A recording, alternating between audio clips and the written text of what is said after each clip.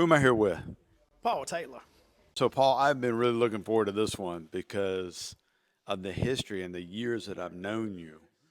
You're a purple belt now, but you've been here for how many years? 5, 6 years. Okay. And you've been working with the beginner class, helping the beginning students get better and work on those fundamentals. But talk to me about some of your martial arts beginnings. Well, I was in junior high, I believe, and my first instructor was Jerry Horsley. He's passed on now, God rest the dead, but he was my first instructor, and Okinawan Shotokan, and I loved it.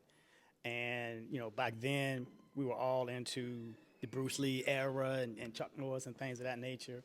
And then fast forward years later, after I graduated high school and what have you, I saw the movie The Perfect Weapon, and I was like, well, I gotta find a perfect weapon, Kempo school, and just so happened I found one, and I did that uh, right up to third degree brown belt, getting ready to test for my black.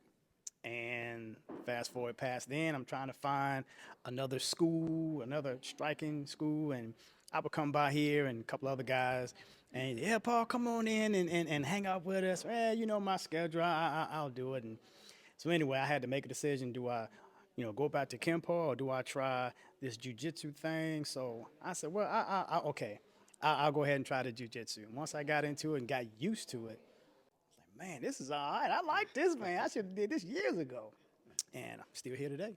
So you would come by, I think, once every 2 months and just walk in and look around, kind of nose around. And then you would ask me questions, and you would ask me, like, how effective do you think jujitsu is to these other styles? And I would always try to be honest, but because I came Right, from that same right. background, I knew the path that you were on. And the way that I got turned on to it was I got dropped on my head by a wrestler, testing my kickboxing versus a wrestler after UFC 1 and 2. And that's when my eyes were like, I need to learn jujitsu. So, and I could tell you would come in and kick the tires, go and think about it for a while, and that must have went on for at least 5 years, maybe longer. Wait a minute. Yeah. Wait a minute. And then you finally took the plunge.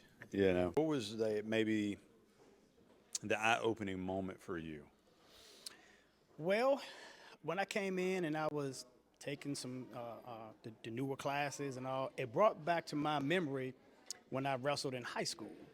And my best friend lived right across the street from me. Well, he wrestled, and this is before I took wrestling in high school. I was taking it with Jared, and he was wrestling. So we kind of played around in the basement, and I threw a couple of kicks what Jared showed me on the ground. I got back up. Oh, it's just a one-off. Let's go again. I threw my combination on the ground. I was like, man, okay, I don't want it anymore.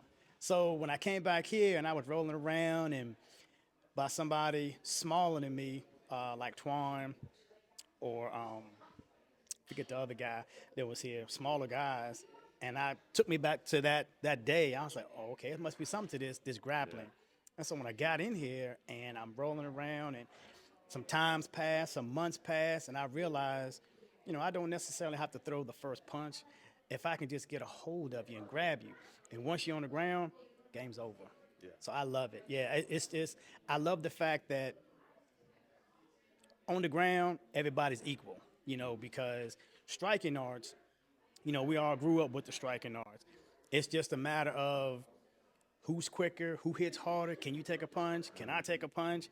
But once you get it down on the ground, it's now, what's that old saying? The ground is my ocean. I'm the shark, but you can't swim. That's jujitsu. And it's been good watching you go through that process of kind of like really understanding because you had that background, that traditional background. Now the one advantage that you had that I didn't know till today was I never knew you wrestled. Yeah. So you had already karate and wrestling. You were already blending arts, before. So, and I really think the wrestling is a good base. It really, really is. It really is because you got somebody who has the basics of takedowns, have the basics of control, have the basics of, the different techniques. And usually, 9 times out of 10, once that person, once they graduate, if they go to college or not, they want to continue that grappling and they find a jiu-jitsu school somewhere, you can always tell, you wrestled before? Yeah, I wrestled in college. Because nobody as a white belt just comes in knowing this stuff. You either have to have some experience at some point. So yeah, wrestling's a real good base. Yeah, and we blend here, and that's another part of that Jeet Kune Do concept, that philosophy that Bruce Lee laid down that works with us. So, gi or no gi? I like both, and I'll explain the reason why. So, of course, I like gi because fall, wintertime, people got, jackets, hoodies. You can use that as a weapon. Spring and summertime, people got tank tops and shorts on, so you have to be able to, instead of grabbing the collar, you grab the back of the neck and, control the wrist instead of a collar. So I like both. Yeah. I do. I like both. When you started training, what is your main benefit that you would say that came from just specifically just doing jiu-jitsu? I think for me, the main benefit is just staying in shape and just staying healthy. I always say I love coming in and rolling with the young lions. They keep an old man in shape. So, I do it. Again, granted, when I first started with Jerry, he was all about self-defense. And we did tournaments and stuff like that. But even now, even when I roll, for me, it's still all about self-defense. And so just the camaraderie and the fact that I can have somebody twice my height and size. I might not necessarily be able to tap them out, but I can hold my own. I always say I can hold my own, and to be able to be in shape to do that.